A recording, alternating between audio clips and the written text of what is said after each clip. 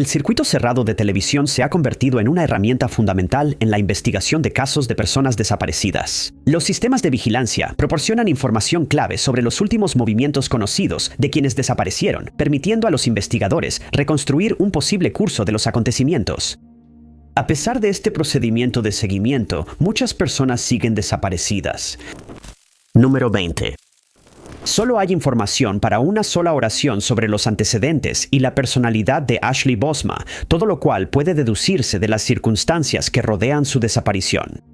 Por un lado, Ashley tenía 40 años en 2025 y según el área donde desapareció, le gustaban las actividades al aire libre, el senderismo y acampar. El resto de la descripción de la mujer desaparecida se resumía en los carteles que llenaban las calles concurridas y las redes sociales. Ashley Bosma, decían, fue vista por última vez usando leggings rosas y un suéter gris. Tenía ojos azules y al momento de su desaparición, su cabello estaba teñido de un color rosado. Medía 5 pies con 4 pulgadas y pesaba alrededor de 115 libras. Y desde el 14 de octubre de 2025, nadie la ha visto ni ha sabido nada de ella. Las circunstancias que rodean su desaparición son peculiares y la investigación se ha estancado, con pocas pistas y sin que lleguen avisos. La cronología de la desaparición de Ashley comenzó ese día en la isla de Vancouver, Columbia Británica, Canadá. Aquí, la mujer había salido de pesca, aunque no se ha detallado con quién estaba, si es que estaba con alguien. Se confirmó que el viaje tuvo lugar en Cumberland, donde Ashley supuestamente acampó cerca del lago Comox, que se encuentra en el parque Cumberland Lake, de 24 hectáreas. La reserva ofrece playas de arena, una plataforma para nadar, un campamento, 14 sitios con servicios, un campamento grupal, un muelle, una rampa para botes, senderos para caminatas y hasta 34 sitios sin servicios. El parque también alberga ciervos de cola negra, alces Roosevelt, pumas y osos negros, por lo que los campistas deben guardar toda la comida en recipientes que los animales no puedan abrir. Durante 4 días antes de que Ashley desapareciera, fue vista en cámaras de vigilancia entrando a un establecimiento no especificado. Esta imagen le dio a las autoridades y al público una nueva idea de cómo se veía Ashley en la época en que desapareció. Los visitantes de estos parques suelen avistar osos negros. Se cree que después de instalar su campamento cerca del lago, Ashley pudo haber entrado en uno de los senderos cercanos, aunque los investigadores no pueden decir con certeza por cuál sendero pudo haber caminado. También se ha sugerido que pudo haber sido recogida por alguien o que caminó hacia un lugar desconocido. Las circunstancias que rodean su desaparición siguen siendo desconocidas para las autoridades, quienes mantienen abiertas todas las posibilidades. Después de no tener noticias de ella durante 2 días, su madre Sandy la reportó como desaparecida ante la Policía Montada de Canadá. Han pasado 6 meses y los investigadores han estado siguiendo todas las pistas posibles mientras continúan investigando activamente su caso. Desde entonces, sus seres queridos han creado una cuenta en GoFundMe para recaudar una recompensa por información que conduzca al paradero de Ashley Bosma. La familia cree que ofrecer una recompensa puede motivar a quienes tengan información a presentarse y ayudarles a encontrar a su familiar desaparecida. La familia no vive en el área de Comox, lo que los obliga a viajar de ida y vuelta y buscar alojamiento, lo que está generando muchos gastos. El dinero recaudado a través de GoFundMe también les permitiría continuar con los esfuerzos de búsqueda en curso. La meta está fijada en $9,000 canadienses, de los cuales ya se han recaudado más de 7,500. Cualquier información sobre el paradero de Ashley Bosma puede ser dirigida a la RCMP del Valle de Comox al 250-338-1321. Se les pide a los informantes que mencionen el expediente 202.515.816, número 19. Lisa Dorian nació en Irlanda del Norte en 1979, la mayor de 4 hijos de Pat y John Dorian. Tiene 3 hermanas menores llamadas Michelle, Joanne y Sierra. A sus 20 y tantos, la joven, sociable, extrovertida y divertida, trabajaba como asistente de tienda en la ciudad costera de Bangor, en el condado de Down. Ella planeaba mudarse a España para iniciar un negocio de alquiler de motos acuáticas, usando una compensación por lesiones personales de 50,000 libras que recibiría a mediados de 2005. En el verano de 2004, Lisa terminó su relación de 4 años con Jamie Mills y comenzó a pasar tiempo con un nuevo grupo de amigos que su familia desaprobaba. Ellos creían que el grupo tenía vínculos con el crimen organizado, drogas duras y paramilitares lealistas. Por esa época, se informó que la joven de 24 años comenzó a consumir narcóticos de manera regular.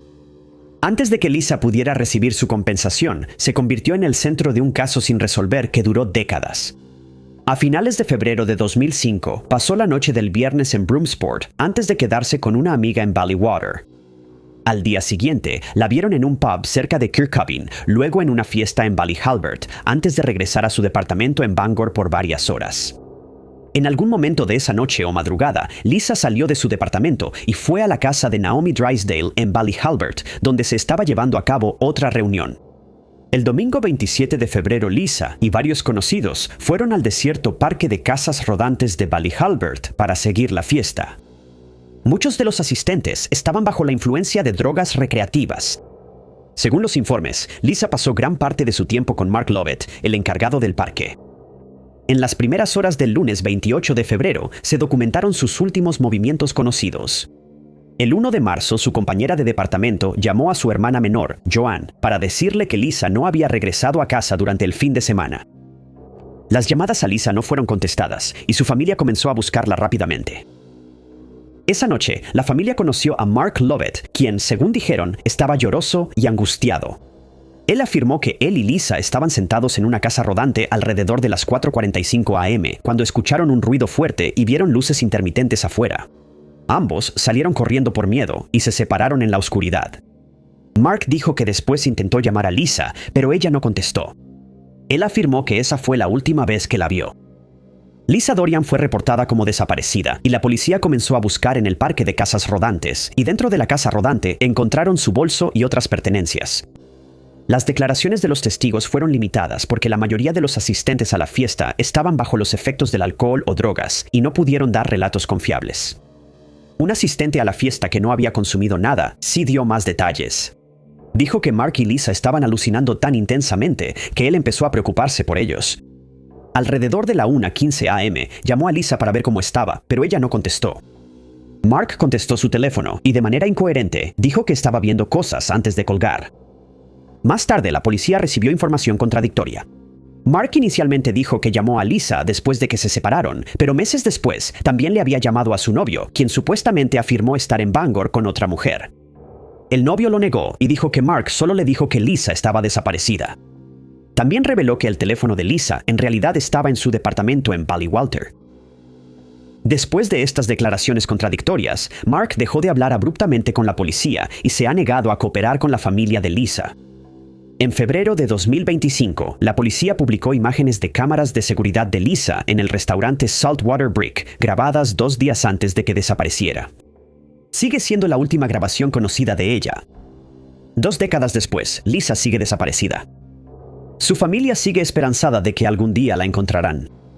Se la describe como de cabello rubio, ojos azules, complexión delgada y mide aproximadamente 1,63 m. Crime Stoppers ofrece una recompensa de 20,000 libras por información que lleve al paradero de Lisa o al arresto de los responsables de su desaparición. La familia de Lisa sigue pidiendo información, con la esperanza de que alguien dé un paso al frente y aporte pistas que los lleven en la dirección correcta.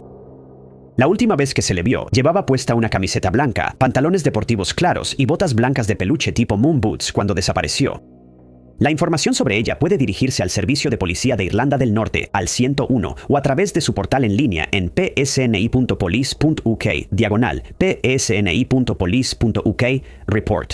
Se pueden dar pistas anónimas llamando a Crime Stoppers al 0800-555-111. Número 18. Brett McGilvray nació en Wongan Hills, Australia Occidental, y en el fondo era un chico de campo. Sus seres queridos lo describían como sociable, extrovertido, amigable y atento, con un gran círculo de amigos. Le encantaban los deportes, especialmente el tenis, el cricket, el baloncesto, el fútbol, el surf, el waterpolo y la pesca, por la que desarrolló una pasión durante las vacaciones familiares en Cervantes. Su familia dijo que había estado viviendo el sueño australiano hasta que se vio relacionado con las desapariciones no resueltas de la autopista Stuart. La autopista Stuart se extiende 2.800 kilómetros desde Port Augusta, en Australia del Sur, hasta Darwin, en el norte, cruzando algunos de los terrenos más desolados de Australia. Con pocas paradas entre los pueblos y límites de velocidad que alcanzan los 130 kilómetros por hora, se considera una de las carreteras más peligrosas del país. Entre 2004 y 2007 ocurrieron varias desapariciones cerca de la autopista en el Territorio del Norte y muchas siguen sin resolverse. En 1997, Brett pasó 3 meses en el Hospital Greylands después de que sus padres, Rosette y Colin, notaron conversaciones extrañas, paranoia y signos de delirio. Fue tratado por un episodio psicótico agudo, cuya causa era desconocida, pero después de salir de la clínica, su familia creía que estaba bien. Esa experiencia más tarde inspiró a Brett a dedicarse a la enfermería comunitaria o al trabajo en salud mental. Se inscribió en la Universidad Edith Cowan, prosperó a pesar de la presión, hizo muchos amigos e incluso realizó prácticas en el Hospital Greylands, donde alguna vez había sido tratado. Sin embargo, todo cambió el lunes 10 de abril de 2006. Esa mañana, Brett, de 26 años, se preparó para ir al trabajo, le dijo a su madre que tal vez llegaría a casa más tarde de lo habitual y salió a las 6:40 am en su Toyota Camry blanco. Llevaba su teléfono, cartera, bolsa y vestía su uniforme de enfermería para su turno en el Hospital Bethesda en Claremont. Más tarde ese día, Rosa encontró un mensaje en la contestadora de la Universidad Edith Cowan, recordándole a Brett que notificara a su superior si faltaba a su práctica de enfermería. Ella se puso nerviosa, pero pensó que tal vez el hospital no había registrado su asistencia. Entonces Colin notó que Brett había dejado su medicamento de carbonato de litio en el refrigerador. Al principio, esperaban que simplemente hubiera olvidado una dosis o que se hubiera ido a visitar a unos amigos, pero después de varias llamadas sin respuesta y una noche sin dormir, lo reportaron como desaparecido. La policía revisó los registros telefónicos de Brett y descubrió que su teléfono había sido apagado en cuanto salió de la casa. No fue al hospital. En cambio, condujo hasta un banco local, retiró dinero y se fue de la ciudad. Nadie ha sabido de él desde entonces. Como le encantaba viajar, los investigadores revisaron las cámaras de seguridad de toda Australia. Más tarde fue visto en Ceduna, a unos 2.000 kilómetros al este de Perth, retirando más dinero de un cajero automático. Durante 5 días, su cuenta siguió mostrando retiros hasta que se quedó sin fondos. Sus padres depositaron más dinero, pero después del 15 de abril no se realizaron más transacciones. Un guardabosques informó más tarde haber visto a Brett el Viernes Santo en Lurita Road, cerca de Kings Canyon, en el Territorio del Norte. Estaba durmiendo a un lado del camino y dijo que tenía problemas para encontrar su vehículo. Le dio su nombre al guardabosques y dijo que se dirigía a casa. El guardabosques dijo que parecía estar bien físicamente, pero se veía confundido, así que contactó a la policía de Hermannsburg. Cuando la pista se relacionó con el caso de desaparición de Brett, la policía instaló un retén, pero él ya se había ido. El 26 de abril, un conductor de camión reportó un Toyota Camry abandonado con matrícula 8CI 766 en la autopista Stewart, en la región del ataque. Era el auto de Brett.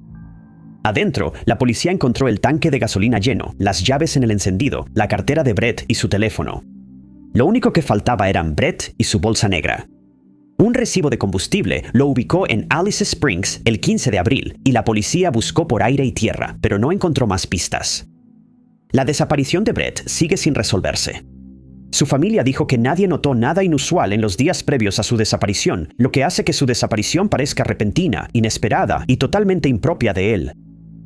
Brett McGilvray ha sido descrito como un hombre caucásico con cabello azul y ojos marrones. Tiene una tez clara y una complexión sólida. Se dice que mide 5 pies con 7 pulgadas de altura y se cree que llevaba una pequeña mochila negra cuando desapareció. La información puede dirigirse a Crime Stoppers al 1-800-30. Alternativamente, los reportes pueden enviarse en línea en nccw.crimestoppers.com.au, número 17.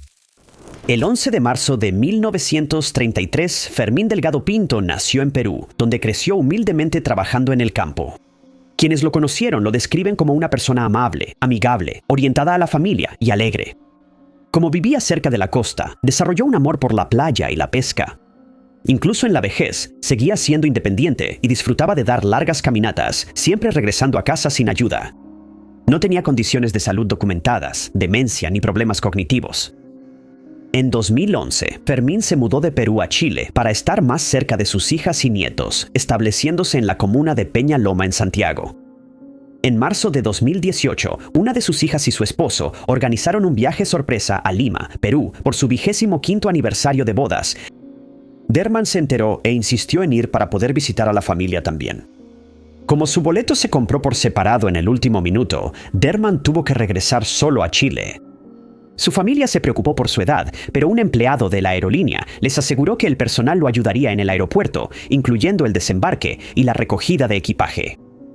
Después de 2 semanas en Lima, Derman abordó su vuelo de regreso, programado para aterrizar en el Aeropuerto Internacional Arturo Merino Benítez a las 7 p.m. del 2 de abril. Los familiares en Chile esperaron en la puerta de salida 4 para recibirlo, pero después de que todos los pasajeros habían salido, Germán nunca apareció. Cuando la familia pidió ayuda al personal del aeropuerto, les dijeron que esperaran y les impidieron entrar a cualquiera de las áreas restringidas, y el personal ni siquiera confirmó si el avión había llegado. Germán no tenía un teléfono celular, así que nadie podía contactarlo. Su hija, que llegó más tarde desde Lima, descubrió que él seguía desaparecido. Los familiares se dividieron y buscaron por su cuenta en la terminal. Uno revisó el área de taxis, pero lo sacaron. También hablaron con pasajeros que llegaban y conocieron a una mujer colombiana que dijo que a ella también le habían prometido asistencia en el aeropuerto, pero nunca la recibió. Finalmente, la familia encontró a un oficial de policía que obligó al personal del aeropuerto a proporcionar información. El personal afirmó que el avión de Fairman había llegado horas antes, pero que hubo un problema con su equipaje y que lo habían puesto en una silla de ruedas en la zona de recogida de equipaje y le dijeron que esperara. Dijeron que se frustró y se fue por su cuenta. La familia y el oficial exigieron las grabaciones de las cámaras de seguridad, a pesar de la resistencia del personal. Las grabaciones contradijeron la versión del aeropuerto. Fairman estuvo sin supervisión desde el momento en que entró a la terminal y nunca se le mostró esperando en la zona de recogida de equipaje. Un taxista habló con él, pero Fairman no se subió al vehículo. Alrededor de las 7:30 p.m., las grabaciones mostraron que se le acercó un hombre no identificado, que se cree podría ser un empleado del aeropuerto. El hombre señaló en una dirección, y Fairman caminó hacia allá, hacia una parada de autobús. Más tarde, las cámaras de seguridad lo mostraron esperando en la fila ahí, pero se impacientó y se alejó hasta desaparecer de la vista de la cámara. Ese fue el último avistamiento confirmado. Fairman tenía 9,000 pesos con él cuando desapareció, lo que llevó a su familia a temer que pudiera haber terminado viviendo en la calle. Mientras investigaban, descubrieron que otras personas mayores y vulnerables habían desaparecido en circunstancias inquietantemente similares. Fairman Delgado Pinto tendría 92 años hoy. Se le describe como hispano, con ojos marrones y cabello corto y canoso. Tiene una complexión media y mide 5 pies 6 pulgadas. La información sobre el paradero de este hombre desaparecido puede dirigirse a la PDI o comunicarse al 27082178, número 16. Amy Brown ha descrito a su esposo David Lamar Brown como una persona maravillosa, el esposo perfecto y un abuelo amoroso. La pareja había estado casada durante un cuarto de siglo y en 2024 David cumplió 70 años. La feliz pareja estaba en proceso de construir una nueva casa juntos ese año y, según se informa, estaban viviendo sus sueños y planeando el resto de sus vidas. Desafortunadamente, sería ese mismo año cuando David recibiría un diagnóstico terrible que nadie podría haber previsto. Después de experimentar algunos problemas de salud, David fue al médico, donde le diagnosticaron cáncer en etapa 4. Le recetaron medicamentos para el manejo de la enfermedad y pronto comenzó el tratamiento, pero ese no fue el final de este sube y baja. Amy llevó a su esposo David a Brooksville, Florida, en el condado de Hernando, desde su casa en Georgia, porque David, que ahora estaba luchando una batalla ardua, deseaba ver a su hermano y pasar tiempo con él. Una de las cosas que David quería hacer antes de morir era ir con su hermano a una propiedad familiar de 194 acres para visitar un viejo roble. Sería durante esta misma visita que David Brown desaparecería misteriosamente, lo que desató una búsqueda masiva que aún no ha cesado. Era el 13 de agosto cuando David y su hermano, junto con el leal perro guardián entrenado, Snoopy, decidieron salir a una zona boscosa en Baton Road, en Brooksville. Los tres fueron juntos en un carrito de golf hacia el bosque, pero encontraron su camino bloqueado por un árbol caído. Estaba atravesado en el sendero, impidiéndoles continuar. El hermano de David decidió regresar a casa para buscar equipo y quitar el árbol. El hombre de 69 años se quedó atrás con Snoopy a su lado diciendo: «Está bien, voy a seguir adelante, voy a ir a ver el árbol con el perro». Esa fue la última vez que sus seres queridos vieron o supieron de David. Nunca regresó de esa breve caminata. Antes de que su hermano pudiera regresar del área boscosa, Snoopy llegó de vuelta a casa y David no estaba con él, lo que inmediatamente encendió las alarmas. Regresó rápidamente a la carretera y comenzó una búsqueda que duró horas, pero no encontró nada. Para la 1:30 de esa tarde, la oficina del sheriff del condado de Hernando fue notificada de la desaparición de David Brown y de inmediato comenzó una operación de búsqueda y rescate para un hombre vulnerable que requería medicación constante. Las autoridades rápidamente obtuvieron imágenes del área boscosa, grabadas por una cámara trampa, que mostraban a David caminando en dirección sur, aparentemente dirigiéndose hacia Heyman Road alrededor de las 10:40 am. Los oficiales de policía se dirigieron al área y buscaron a lo largo del sendero, siguiendo los pasos del hombre. Más adelante en el sendero, en un área antes de que pasara frente a la cámara, los investigadores encontraron los lentes y los zapatos de David, pero él no estaba por ningún lado. Sin más avistamientos en las cámaras de vigilancia, los investigadores ahora dependen únicamente de las pistas de testigos que puedan haber visto al individuo desaparecido. Encontrar a David es de suma urgencia debido a su condición. Se le describe como un hombre caucásico, de cabello canoso y ojos azules. Mide 5 pies con 11 pulgadas de altura y pesa alrededor de 175 libras. La información sobre el paradero de esta persona desaparecida puede dirigirse a la oficina del sheriff del condado de Hernando al 352-754-6830 con el número de caso de la agencia 2024-00-333975. Número 15. Al igual que las circunstancias que rodean su extraña desaparición, no se sabe mucho sobre Ana Qureshi, incluyendo sus relaciones personales, afiliaciones e historia. Lo que se sabe es que tenía 33 años y era residente de Nueva Jersey. Vivía en un departamento con su perrito en The Heights, en Jersey City, en un edificio ubicado en el 147 de South Street. La desaparición de Ana comenzó en las primeras horas de la mañana del 1 de marzo de 2025. Alrededor de las 4:56 de esa mañana, salió de su departamento junto con su perro. Sus llaves y su celular se quedaron en su departamento, y a partir de ahí solo podemos confiar en las imágenes de Ana en las cámaras de seguridad para reconstruir el resto de su recorrido antes de que se detuviera abruptamente. Las grabaciones de vigilancia revelaron que fue a uno de los parques cerca de su casa, que más tarde se confirmó que era Riverview Fish Park. No se sabe con certeza si llevaba a su perro con ella en ese momento, pero cuando la volvieron a ver, estaba sola. La última vez que se vio a la mujer desaparecida fue registrada el mismo día, cuando la vieron en Hoboken, a 2 millas al este de su departamento en Jersey City. En las imágenes se le vio usando una chaqueta negra, sudadera negra, pantalones negros y zapatos negros. Esta sería la última vez que fue vista en las cámaras de vigilancia. Después de que nadie volviera a ver o saber de Ana, su familia reportó su desaparición, lo que desató una investigación exhaustiva y un esfuerzo de búsqueda. Al investigar el caso, las autoridades encontraron al perro de Ana, quien, de manera extraña y poco habitual, había sido dejado solo en el pasillo del edificio, donde fue descubierto por el personal. El hallazgo fue alarmante para la familia, que cree que no era propio de ella dejar a su perro en una situación así. Desde entonces, se ha avanzado poco en este extraño caso. Se han recibido pocas pistas. Se ha seguido cada pista, pero ninguna ha llevado a nuevas pistas que ayuden a los investigadores a encontrar el camino correcto. Desde entonces, sus seres queridos han ofrecido una recompensa por información sobre su paradero, y las autoridades imploran a los miembros de la comunidad que revisen las grabaciones de sus cámaras de vigilancia con la esperanza de que alguna cámara personal haya captado algo. Su caso ha sido clasificado como persona desaparecida y permanece sin resolverse hasta abril de 2026. A Ana se le ha descrito como de tez olivácea, cabello negro y ojos cafés. Mide 1,78 m, tiene perforaciones en ambas orejas y en la nariz, y se dice que tiene varios tatuajes. La información sobre su desaparición o paradero puede dirigirse al Departamento de Policía de Jersey City, Distrito Norte, al 201-5475-350, número 14. Charlene Hobbs es madre, hermana, hija y amiga de muchos. No se ha revelado mucho sobre su vida personal o su pasado. Se decía que tenía 36 años cuando desapareció y era residente de Riverside, Cardiff. La cronología de los eventos relacionados con la inexplicable desaparición de Charlene comienza el 19 de julio de 2024, el día en que fue vista por última vez y tuvo contacto con sus seres queridos. Cuando sus familiares, de manera poco habitual, dejaron de tener noticias de ella ese día, la reportaron como desaparecida, lo que provocó una investigación a gran escala. Los investigadores revisaron las grabaciones de las cámaras de seguridad de las áreas cercanas, con un avistamiento registrado el 23 de julio.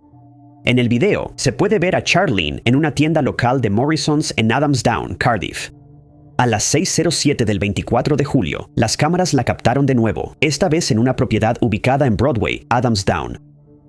A partir de ahí, la policía se vio obligada a depender de avistamientos de la comunidad, muchos de los cuales no pueden ser confirmados, y de investigaciones que los hacen preguntarse qué es lo que el público no está diciendo. Un posible avistamiento ocurrió el 29 de julio, cuando supuestamente se vio a Charlene caminando por el puente ferroviario alrededor de las 11:20 de esa mañana. El puente, conocido localmente como Black Bridge, conecta Adams Down con Splot. Este avistamiento la ubicó con una chaqueta azul, caminando en fila india con dos hombres no identificados. Uno ha sido descrito como caucásico, de tez pálida, de entre 30 y 40 años. El segundo individuo llevaba una cubierta negra en el rostro, que podría haber sido parte de un abrigo, una bufanda o un pasamontañas. El segundo avistamiento ocurrió varios meses después, el 1 de noviembre, y situó a Charlene en Corrington, Cardiff, alrededor de las 5:30 p.m. Es posible que la hayan visto frente a Asda, cerca del mostrador de seguridad. Esta vez la vieron con un niño pequeño y una mujer con el cabello corto teñido de color borgoña. Los tres salieron juntos del supermercado. A pesar de estos avistamientos no confirmados, la policía dice que ninguno ha podido probar que Charlene sigue con vida. Desde entonces, el caso se ha enfriado, los avistamientos no se han confirmado y persiste la sospecha de que algunos miembros del público podrían saber más de lo que están diciendo. La familia insiste en que no se detendrán hasta averiguar qué le pasó y la policía sigue dedicada y ha elevado el caso de persona desaparecida a una investigación de mayor perfil. Desde entonces, Crime Stoppers ha ofrecido una recompensa de 2,000 libras para animar a quienes tengan información a presentarse. La investigación posteriormente llevó al arresto de un hombre de 45 años, quien fue liberado bajo fianza sin más actualizaciones. Se dice que Charlene tiene un tatuaje distintivo de dragón en la espalda, como se ve en las cámaras de seguridad. La última vez que fue vista por las cámaras, tenía el cabello recogido en un chongo y llevaba una blusa oscura sin tirantes. La información sobre el paradero de esta persona desaparecida puede ser dirigida a Crime Stoppers al 08005555111. Número 13.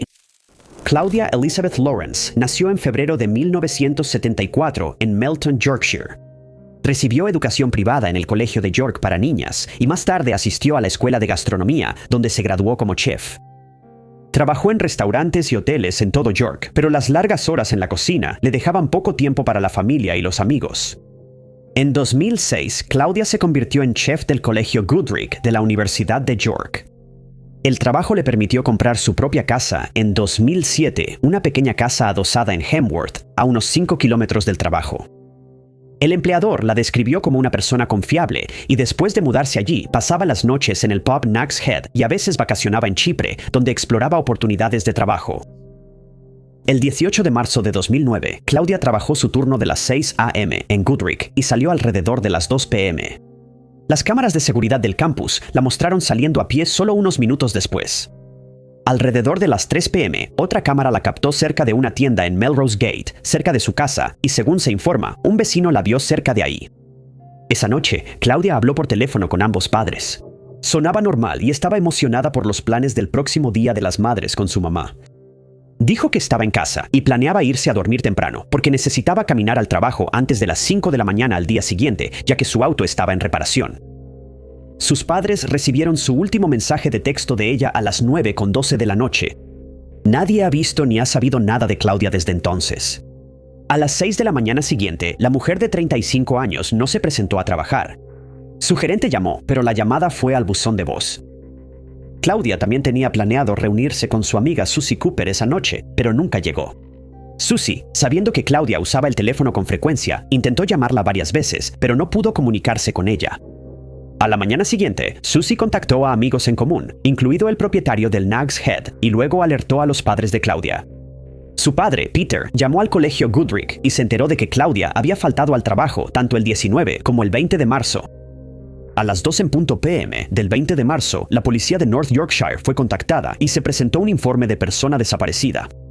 La policía inicialmente se mostró reacia a tratar el caso con urgencia porque no había señales evidentes de violencia o alteración, pero los oficiales aún así revisaron la ruta de Claudia. 5 semanas después, el caso fue elevado a una investigación de alto perfil ante la sospecha de que había ocurrido un delito grave. Una pieza clave de las grabaciones de las cámaras de seguridad mostró a un hombre no identificado merodeando en el callejón detrás de la casa de Claudia. Pero a pesar de los repetidos llamados, nunca ha sido identificado. 4 clientes habituales del Nag's Head fueron arrestados más tarde, pero el Servicio de Fiscalía de la Corona se negó a procesarlos debido a la falta de pruebas suficientes.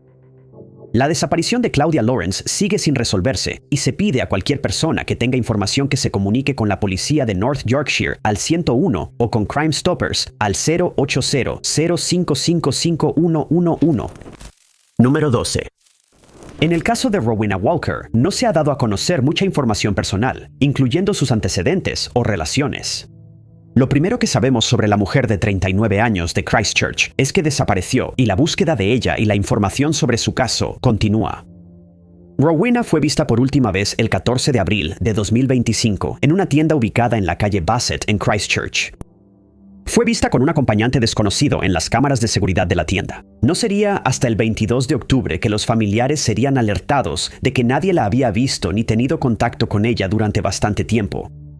Preocupada, su madre reportó su desaparición. La última vez que los familiares supieron de ella, Rowena les había dicho que se estaba quedando con una amiga. Eso fue un día antes de que desapareciera. Se lanzó una operación de búsqueda inmediata y los hallazgos llevaron a los investigadores a sospechar que podría haber intervención de terceros. Las autoridades descubrieron que Rowena no dejó ningún rastro digital cuando desapareció, lo que complicó la investigación. Sin los medios para rastrear sus movimientos, la policía se ha mostrado sumamente preocupada por su bienestar. Han especulado que la mujer desaparecida podría haber estado en la zona roja residencial, un área de Christchurch, una extensión de 630 hectáreas, que ha sido considerada inestable debido a los terremotos. La zona está densamente vegetada y desde entonces se ha convertido en un espacio verde transitorio con áreas recreativas. La teoría provocó una búsqueda a gran escala en la zona roja, incluyendo a 30 empleados drones, botes y perros policía. Estos equipos se enfocaron en áreas donde las cosas podían estar ocultas o escondidas. En abril de este año, se descubrieron algunos objetos de interés y actualmente están siendo analizados para determinar si están relacionados con la desaparición de Rowena. Las circunstancias que rodean su desaparición siguen siendo poco claras. El hombre con el que estaba sigue sin ser identificado y ella continúa desaparecida.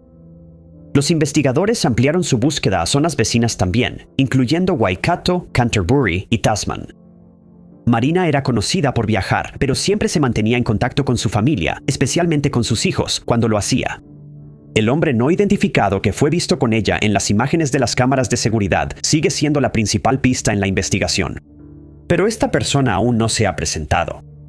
La información relacionada con esta desaparición puede proporcionarse a la policía LOC al 105 o proporcionarse de forma anónima a través de Crime Stoppers al 080-0555-111, número 11. Jessica Zarensky, de 30 años, vivía con su abuela en Bosley Park, en el oeste de Sydney. Sus seres queridos la describían como hermosa, de voz suave y que caía bien de inmediato. También era conocida por deambular y a veces acercarse a extraños para pedirles un aventón o un cigarro. Sus familiares dijeron que había estado lidiando con problemas de salud mental, aunque parecía estar sobrellevándolo. Su familia la vio por última vez en Bosley Park a las 10:00 p.m. el 25 de noviembre de 2022. Después de eso, desapareció, apareciendo solo ocasionalmente en las cámaras de seguridad.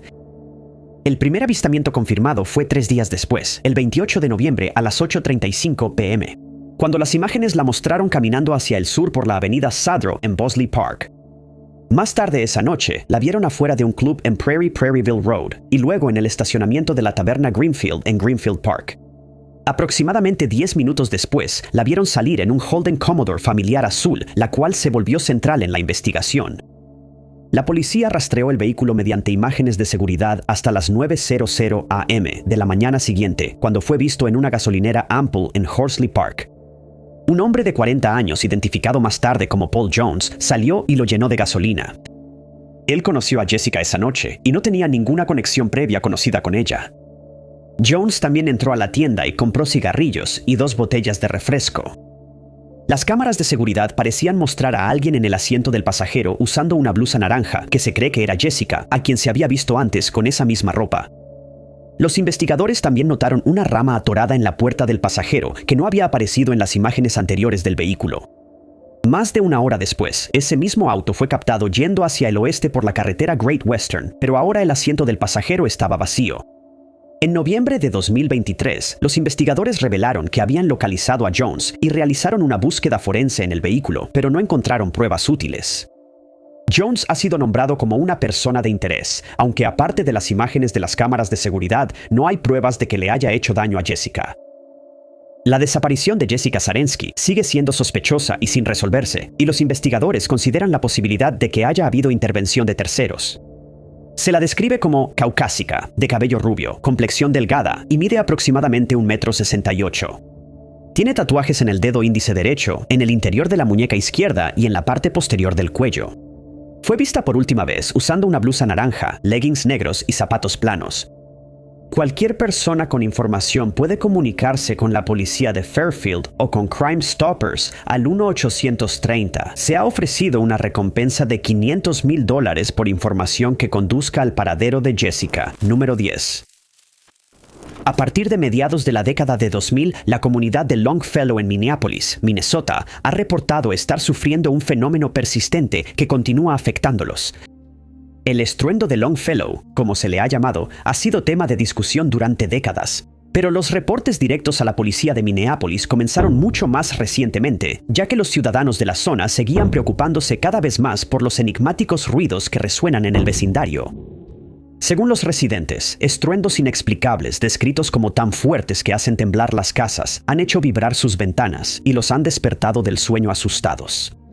Generalmente, los ruidos parecen ocurrir en las noches de verano, adoptando un tono más bajo, muy diferente a los sonidos de un choque de autos o disparos. A pesar de varias investigaciones, las autoridades no han podido resolver este misterio y solo han ofrecido simples teorías en su lugar. En 2010, los misteriosos estruendos se atribuyeron a fuegos artificiales. La tercera comisaría explicó que, aunque los fuegos artificiales y los transformadores explotando pueden explicar algunos de los ruidos, una buena parte de ellos sigue siendo inexplicable. Los residentes de Longfellow empezaron a hablar sobre el fenómeno entre ellos a través de foros de chat, y los habitantes locales siguen analizando el tema hasta hoy. En un foro de chat en línea, Nextdoor, se discutieron los eventos, preguntando si alguien más escuchó ese estruendo anoche y qué son. Y algunos se han preguntado, ¿de dónde vienen? Las respuestas a esas preguntas siempre son las mismas: una explosión de gas en las alcantarillas cerca del río, trenes cercanos, el ejército, un transformador que explotó. Estas son solo algunas de las ideas que se han propuesto, pero ninguna parece convencer. Los miembros del Consejo Municipal, el Departamento de Salud, el Departamento de Policía, el FBI e incluso expertos en balística han intentado, sin éxito, descubrir qué son esos estruendos. Periodistas de investigación también se han visto atraídos por el fenómeno, explorando todas las posibilidades, solo para quedarse con las manos vacías. Se encargó un proyecto de triangulación entre Minneapolis y el aeropuerto principal para determinar el origen de los ruidos. Pero a pesar de nuestras mejores tecnologías de monitoreo, el origen sigue siendo desconocido. Con todos estos sectores diferentes incapaces de determinar una causa, los estruendos de Longfellow solo se vuelven más ominosos y más misteriosos. El concejal Andrew Johnson también se ha dedicado a determinar la causa de los sonidos perturbadores.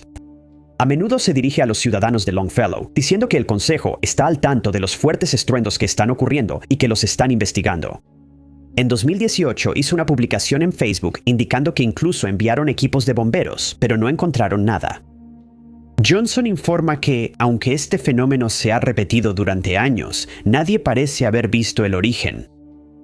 Sin embargo, las condiciones climáticas han sido descartadas como fuente.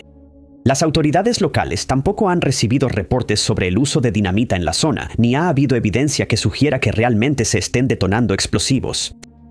Otras teorías incluyen los vuelos secretos de NORAD o una falla geológica bajo un río cercano. Pero, de nuevo, la evidencia es sumamente escasa. Número 9. La separación del armenio oriental y el armenio no es solo un concepto que apareció al azar. Fue impulsada por Khachaturi Abovian, un educador, científico, escritor, poeta y filósofo, a través de su obra maestra, Heridas de Armenia. Considerado el padre de la literatura armenia moderna, Abovian nació en el pintoresco pueblo de Kanakert en 1809, descendiente de la familia Bagarian, una de las 5 familias armenias que gobernaban la región. Aburrido de la educación eclesiástica, Abovian dejó las enseñanzas del sacerdocio y se mudó a Tiflis para estudiar estudios armenios e idiomas. Se graduó 4 años después, en 1826, y fue durante la guerra ruso-persa cuando conoció y se hizo amigo de un profesor europeo, Federico Perret, quien lo ayudó a ingresar a la Universidad de Dorpat. Algunos años después, Abovian regresaría a su tierra natal, solo para quedar profundamente perturbado por la opresión de su pueblo. También le preocupaba profundamente la limitada cultura intelectual de la sociedad en general. Y así, para combatir esos pensamientos intrusivos, comenzó a escribir. Y escribió de manera prolífica, explorando varios temas a través de una variedad de estilos, incluyendo poesía, prosa y ensayos. Pero Abovian no solo estaba interesado en dar a conocer sus ideas por beneficio propio. Él quería que su trabajo fuera leído y comprendido. Para asegurarse de esto, ideó un plan. Escribir en el idioma de la audiencia, que en este caso era armenio coloquial en lugar de clásico. Las heridas de Armenia sería el resultado de esta idea, escrita en 1841 y publicada póstumamente en 1858.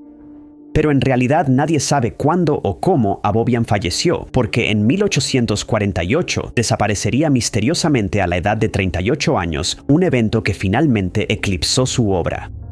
Fue el 14 de abril de ese año cuando el escritor salió de su casa en las primeras horas de la mañana para dar un paseo rutinario, dejando a su esposa Amelia en casa con los niños, Varden y Adelaida.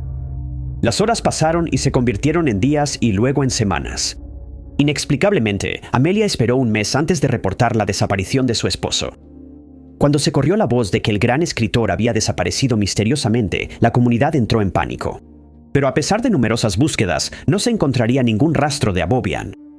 Se sabía que el escritor tenía enemigos persas y turcos, como resultado directo de sus escritos controvertidos, los cuales habían despertado el patriotismo entre los armenios que vivían bajo el dominio persa y ruso. Trágicamente, nadie, incluidos historiadores y expertos, sabe qué le sucedió a Abovian esa mañana. Salió de casa y nunca regresó. Su desaparición sigue sin resolverse hasta el día de hoy. Un caso clásico de no tener todas las piezas del rompecabezas.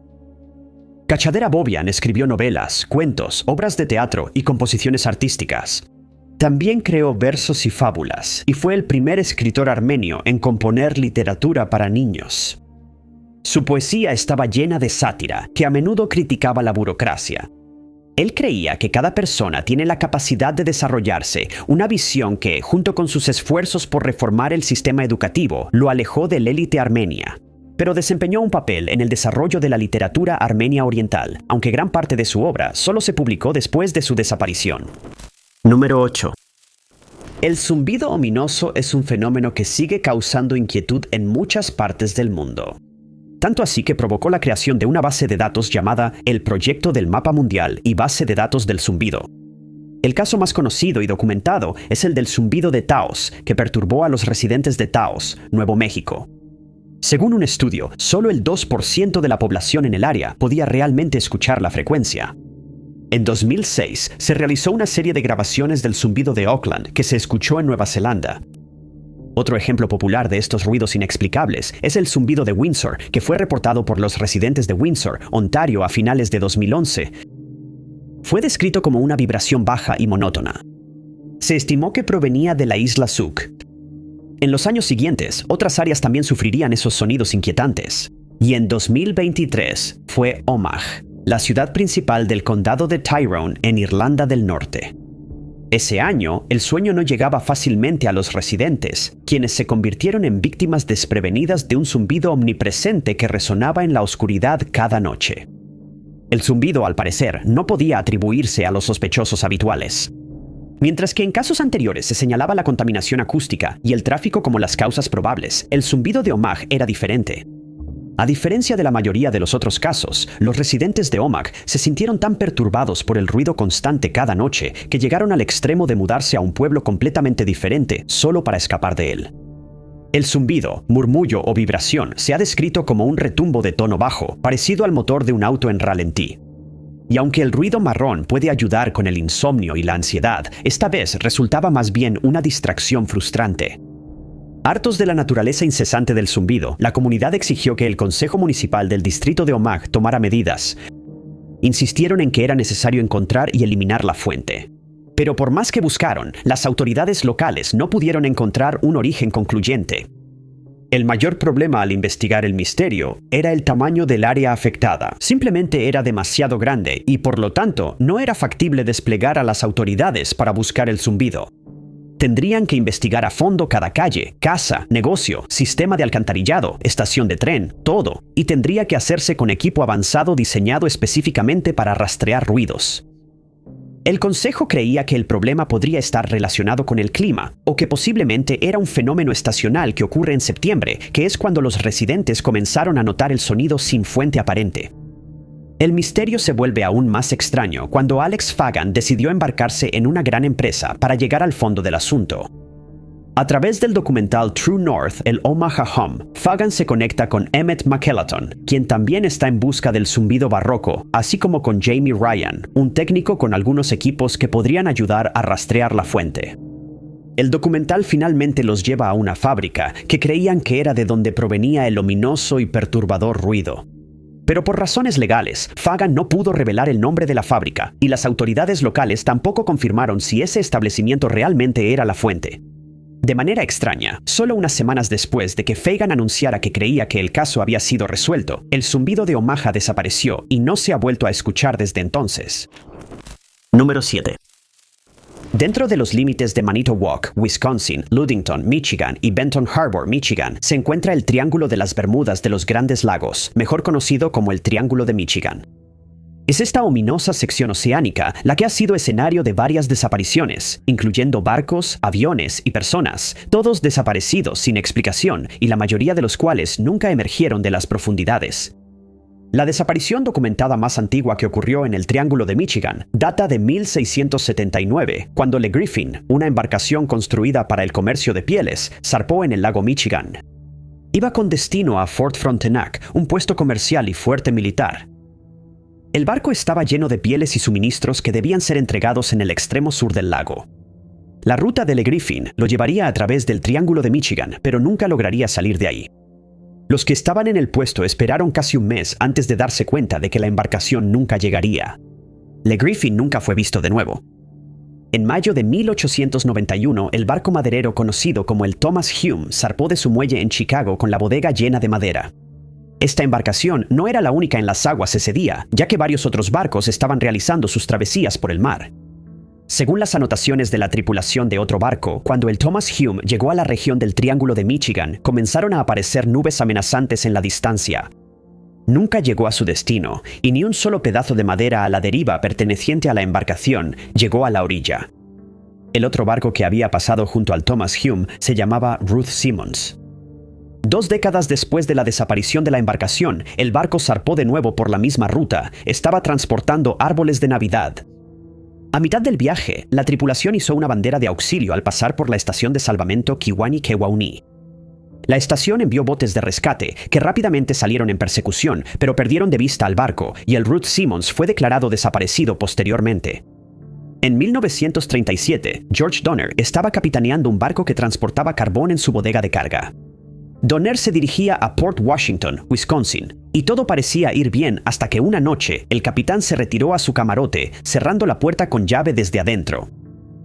Cuando el barco se acercaba a su destino, el primer oficial fue a despertar a Donner solo para encontrar la puerta del camarote cerrada con llave y sin respuesta desde adentro.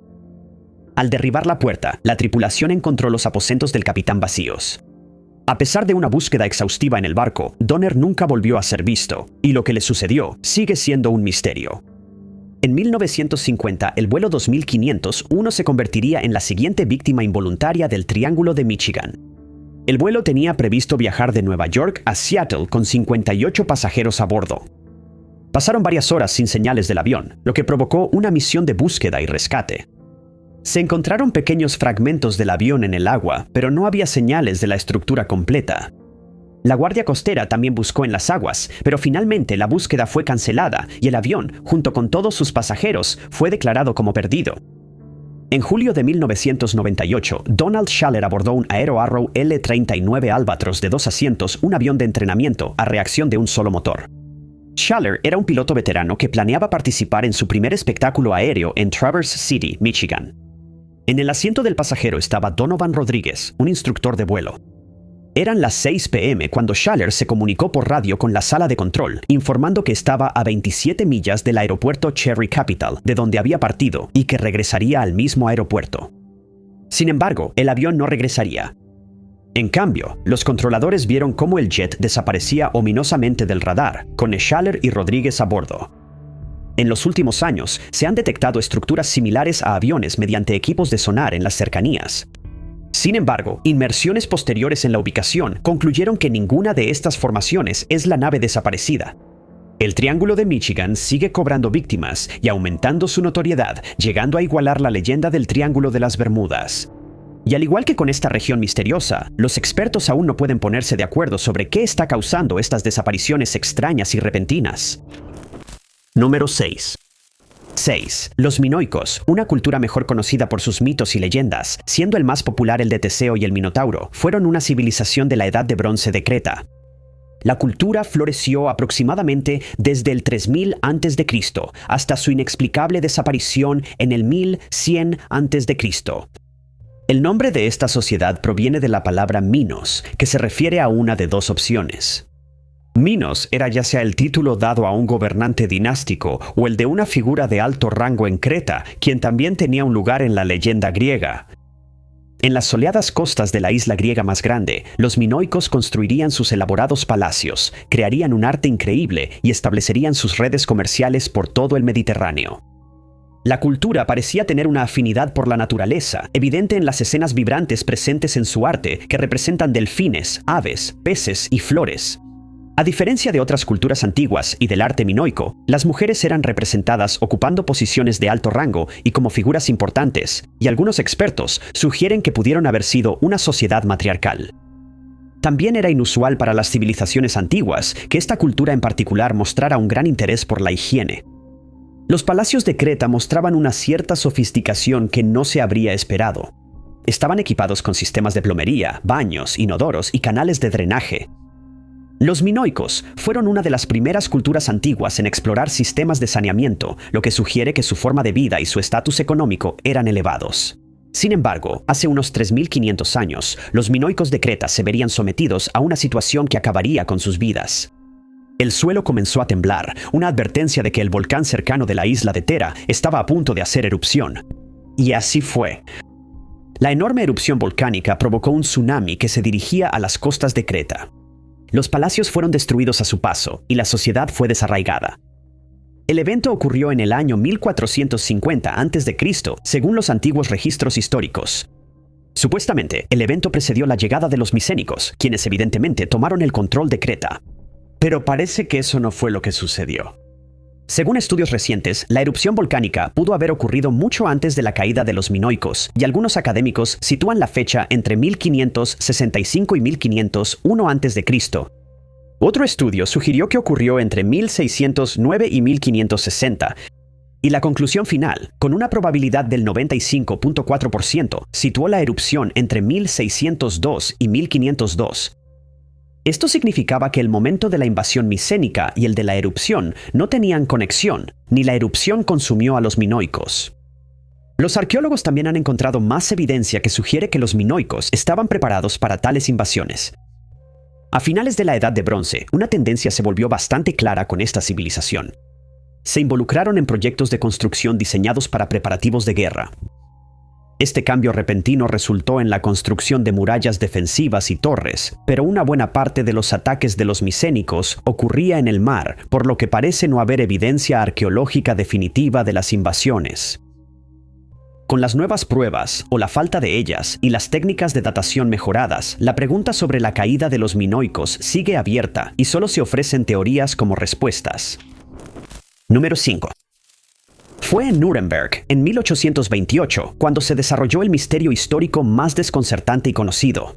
En lugar de una desaparición inexplicable, fue la desconcertante aparición de un muchacho extraño. La historia de Kaspar Hauser, quien afirmaba haber pasado gran parte de su vida confinado en un oscuro sótano con solo un caballo de juguete como compañía, nunca deja de captar la atención de quienes la escuchan. Por muy extraña y rara que parezca la historia de Kaspar, él no está solo. Varios años después de este suceso, Alemania experimentó un episodio de déjà vu cuando otro individuo misterioso apareció en un pequeño pueblo, situado lejos de las grandes carreteras y apartado de las principales ciudades bulliciosas. Fue en 1850 cuando las autoridades alemanas se sintieron intrigadas por la repentina aparición de un hombre al que no reconocían en el distrito de Lebus, cerca de Frankfurt del Oder. Descrito como alguien que hablaba un alemán entrecortado y tenía rasgos de origen caucásico, el desconocido fue llevado para ser interrogado, mientras los oficiales del pueblo se preguntaban si era un impostor común o si había algo más en su historia.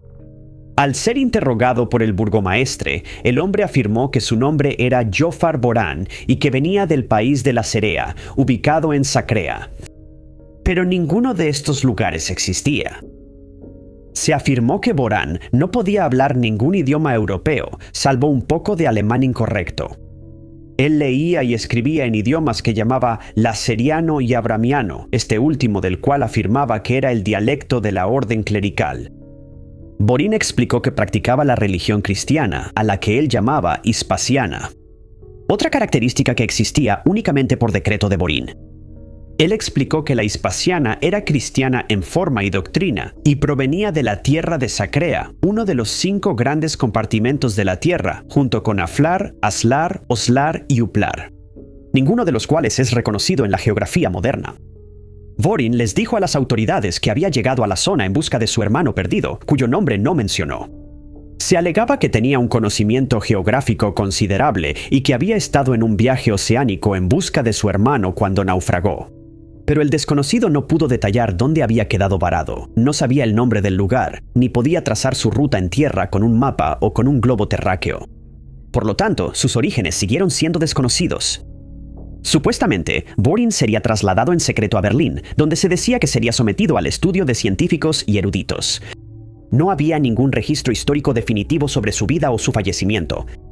En los años siguientes, los historiadores han intentado incansablemente descubrir quién era Borin, de dónde venía y a dónde fue.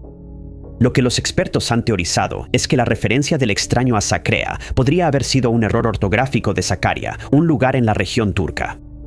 Se cree que los lugares a los que se refería podrían haber sido su versión de los continentes actuales. Sacrea sería Sudamérica, Aflar sería África, Aslar sería Asia, Oslar sería Australia y Uplar sería una versión de Europa. Aspasián, la religión que los hombres decían seguir, tenía similitudes con el cristianismo, lo que llevó a la especulación de que ese sistema de creencias simplemente se había autodenominado así. También se descubrió que estaba relacionado con los escritos sobre la invasión de Irán por Alejandro Magno. Estas deducciones han llevado a los historiadores a creer que Boron podría haber sido de origen turco, pero hay algunos detalles que han refutado esta idea, dejando la repentina aparición de Jafar Boron como un misterio inexplicable. Número 4. Hay una extraña y misteriosa contradicción presente en la historia temprana de la Tierra. Es un problema astronómico tan desconcertante para los expertos que incluso le pusieron nombre. Lo llaman la paradoja del Sol joven débil o el problema del Sol joven débil y se refiere a la contradicción entre la existencia de agua líquida en la Tierra y la producción solar que se sospecha tenía el Sol en los inicios del planeta. Hace miles de millones de supuestos años, como el Sol era significativamente más frío, uno podría suponer que el agua en la Tierra estaba congelada, que el aire era frío, un paisaje gélido, una bola de hielo flotando en el vacío. Sin embargo, según antiguos cristales de circón que tienen firmas isotópicas de interacciones con agua, la Tierra tenía agua líquida fluyendo hace al menos 4.4 mil millones de años, cuando la producción del Sol era solo un 70% de lo intensa que es hoy. Debido a que el Sol era más tenue, se piensa que el hielo en los polos crecería, reflejaría más luz solar y enfriaría aún más el planeta. Sin embargo, la evidencia de rocas y fósiles dice que este no es el caso. La Tierra antigua era cálida y llena de agua, un refugio para la vida incluso en su génesis. Hoy en día, la fotosfera del Sol ronda los 10.000 grados Fahrenheit y era significativamente más baja que esto hace todos esos años. A pesar del calor reducido, la Tierra tenía agua líquida. Y esto es lo que desconcierta a los astrónomos. ¿Cómo podía el Sol ser tenue pero la Tierra estar cálida? Se han propuesto varias hipótesis con la esperanza de explicar este extraño y contradictorio evento. En 1972, cuando Carl Sagan y George Mullen plantearon por primera vez el problema, propusieron que los gases de efecto invernadero podrían explicar las temperaturas lo suficientemente cálidas que mantenían el agua en estado líquido. Ambos insistió en que altas concentraciones de gas amoníaco pudieron haber jugado un papel en el fenómeno. Pero desde entonces se ha descubierto que, aunque el amoníaco es un gas de efecto invernadero eficaz, puede ser destruido fácilmente en la atmósfera, donde se convierte en nitrógeno e hidrógeno. El calentamiento por mareas fue otra teoría, según la cual los expertos sugirieron que la Luna estuvo alguna vez mucho más cerca de la Tierra, la cual también giraba a una velocidad mayor que la actual. Dicen que esto resultó en episodios de calentamiento por mareas más intensos. Pero un estudio de 2021 reveló que el calentamiento por mareas pudo haber contribuido con aproximadamente 10 vatios por metro cuadrado, aumentando la temperatura hasta en 41 grados Fahrenheit. En una escala de tiempo de 100 millones de años, lo cual es insuficiente cuando se trata de la paradoja del Sol joven débil. Los rayos cósmicos, los cambios en las nubes y la hipótesis de Gaia fueron estudiados como posibles soluciones a la contradicción, pero ninguna parecía concluyente. Resulta que no sabemos ni de lejos tanto sobre la historia de nuestro planeta como algunas personas quieren hacerte creer. Es importante tener en cuenta que cuando los supuestos expertos proponen teorías, mejor conocidas como suposiciones, sobre lo que pudo o no haber pasado supuestamente hace miles de millones de años, tu propia suposición es tan válida como la de ellos. Número 3. El bioquímico y explorador Peng Xiaomu nació en la provincia de Guangdong en 1925. Asistió a la Universidad Central de China, ahora conocida como la Universidad de Nankín, y se graduó con un título en biología en 1947. Pronto se unió al Instituto de Bioquímica de Shanghái y estudió bajo la tutela de Cao Tianguan. Para 1956, ya participaba en varias expediciones científicas a Xinjiang, donde catalogó las diferentes especies de flora y fauna del desierto del Lopnor. También midió la acumulación de potasio. La temible reputación de Lopnor no fue suficiente para disuadir a Peng, quien una vez dijo que la ciencia es recorrer un camino que no ha sido transitado por otras personas. Conocida como la zona prohibida, el desierto suele alcanzar temperaturas de 70 grados Celsius en verano, una tierra de nadie con una historia de desapariciones que ha cobrado la vida de varios exploradores. Se sabe que las arenas se desplazan y el paisaje cambia, a veces revelando ruinas olvidadas de antiguas ciudades que alguna vez descansaron allí. En 1979, a la edad de 54 años, Peng fue ascendido al puesto de vicepresidente de la Academia China de las Ciencias. El científico desaparecería al año siguiente durante una de las expediciones a Lopnor que él lideraba. Inicialmente, la continuación de la Guerra Fría había puesto en pausa la exploración, pero en el verano de 1980 Peng y su equipo de arqueólogos, biólogos, químicos y geólogos regresaron a la tierra desierta. El líder del equipo creía que si podían encontrar recursos minerales en Lopnor, esto impulsaría el desarrollo industrial de China, lo cual ayudaría en la guerra en curso. La expedición había comenzado sin problemas, pero una vez que todas las tareas se completaron, sin descubrimientos significativos, Peng creyó que debían explorar más al sureste en el desierto. El equipo aceptó a regañadientes, aunque expresaron su cautela ante el peligroso entorno. No confiaban en poder cruzar la zona de manera segura, pero la expedición siguió adelante. El 17 de junio, apenas 5 días después de iniciar el viaje y solo unos días después de una disputa no especificada, Peng desaparecería. El equipo se estaba quedando sin agua y eso los ponía cada vez más nerviosos. Ese día, el científico se aventuró hacia lo desconocido, dejando una nota atrás. Explicaba que iba en busca de agua, pero Peng no regresaría de ese esfuerzo. El equipo rápidamente organizó una búsqueda, esperando encontrar algún rastro de él, pero las arenas no guardaban memoria de que hubiera estado allí. Entre 2005 y 2007 se descubrieron varios restos humanos en el desierto de Lopnor, lo que despertó esperanza en la comunidad y en la familia de Peng. Cada vez que se identificaban los restos, se comprobaba que no eran de Yamo Peng. Una cuarta búsqueda del científico desaparecido tampoco dio resultados, y posteriormente fue declarado mártir revolucionario. Los expertos han explorado innumerables posibilidades en la búsqueda de Peng, incluyendo el secuestro y la deserción, ninguna de las cuales puede probarse con certeza. Número 2. Era noviembre de 1930, cuando el explorador y trampero canadiense Joe Labelle cruzaba los territorios del noroeste de Canadá, que ahora es el territorio de Nunavut. Dentro de sus límites se encuentra el lago Anjikuni, que sustentaba a la comunidad inuit local.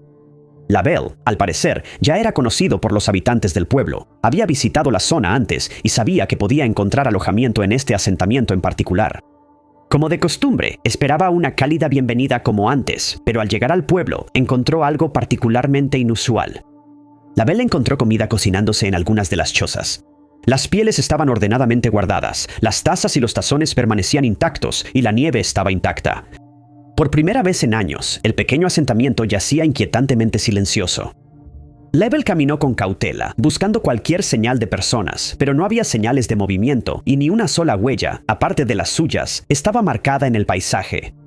Todo el pueblo, donde residían 30 colonos, ahora había desaparecido. 7 perros de trineo fueron encontrados aún atados a sus postes, algunos ya medio enterrados por la nieve. Estaba claro que el abandono fue apresurado. Las personas se marcharon apresuradamente, dejando todo atrás y sin dejar rastro de a dónde fueron o por qué. El hallazgo de los perros fue especialmente perturbador porque, para la cultura inuit, en una aldea mayormente aislada de la sociedad, eran un salvavidas, compañeros sagrados y un gran apoyo. Los perros eran responsables del transporte y del movimiento de recursos vitales, sin embargo, ahí yacían. Mientras Lavelle continuaba recorriendo la aldea, documentando cada aspecto inusual, encontró otra característica inquietante. Cerca de ahí, los Inuit mantenían un cementerio. Al inspeccionar el área, el explorador encontró tumbas abiertas, todas las cuales estaban vacías.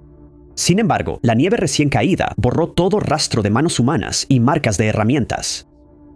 Lavelle estaba abrumado por el miedo, lo que lo hizo regresar por la inhóspita extensión helada en busca de la oficina de telégrafos más cercana.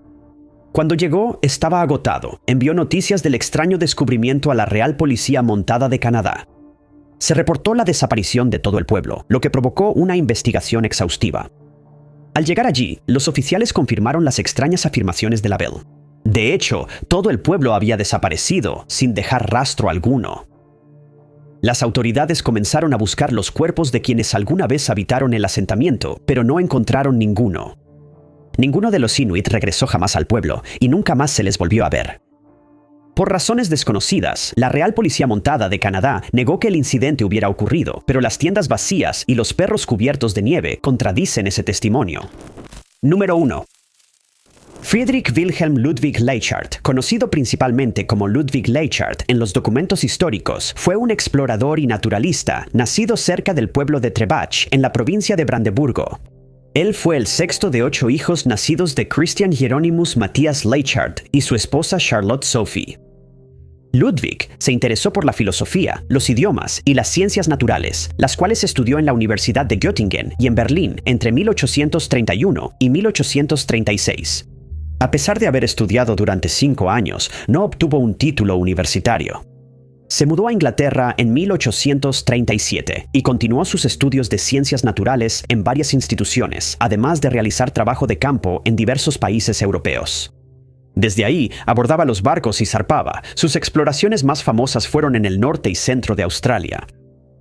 En 1842 llegó a Sydney con el objetivo de explorar las zonas del interior, esperando estudiar su geología, flora y fauna. También buscaba observar los métodos de cultivo. Luego emprendió un viaje en solitario de recolección de especímenes que lo llevó de Newcastle a la bahía Moreton. Por invitación de Alexander Walker Scott, también tendría la oportunidad de explorar la isla Ash. Ludwig regresó a Sydney en 1844 para participar en la expedición financiada por el gobierno que iba desde la bahía Moreton hasta Puerto Essington. Sin embargo, los planes se vinieron abajo, pero el explorador se mostró reacio a regresar a casa. En su lugar, él mismo organizó la expedición y reunió a varios voluntarios para que lo acompañaran. El viaje duró 2 años. A su regreso, consiguió una subvención del gobierno y financiamiento privado para una segunda expedición. Ese mismo año, los barcos zarparon de nuevo con destino a Australia. Esta vez, el viaje lo llevaría desde Darling Downs hasta la costa oeste, luego al río Swan y finalmente a Perth. Pero las fuertes lluvias, la malaria y la hambruna obligaron a la expedición a regresar. Ludwig también había olvidado llevar un botiquín médico en el viaje, lo que resultó en un motín y una crisis nerviosa. Después de recuperarse del viaje fallido y de la malaria, Ludwig pasaría varias semanas examinando el curso del río Condamine. Y en 1848 partió del río Condamine, planeando llegar al río Swan. El equipo estaba compuesto por Ludwig, 4 europeos, 2 guías aborígenes, 7 caballos y 20 mulas. Era principios de abril cuando el grupo comenzó el gran viaje desde Darling Downs, pero esta vez no regresarían. A 2/3 del recorrido de la expedición, incluyendo a Ludwig Leichhardt, todos desaparecieron inexplicablemente, dejando un misterio que aún no se ha resuelto.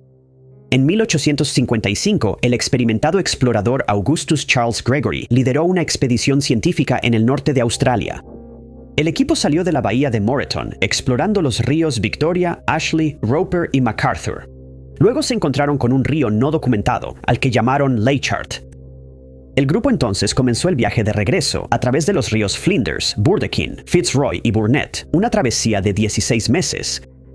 En 1858 Gregory encabezó una segunda expedición, esta vez en busca de Leichhardt, con la esperanza de resolver el misterio.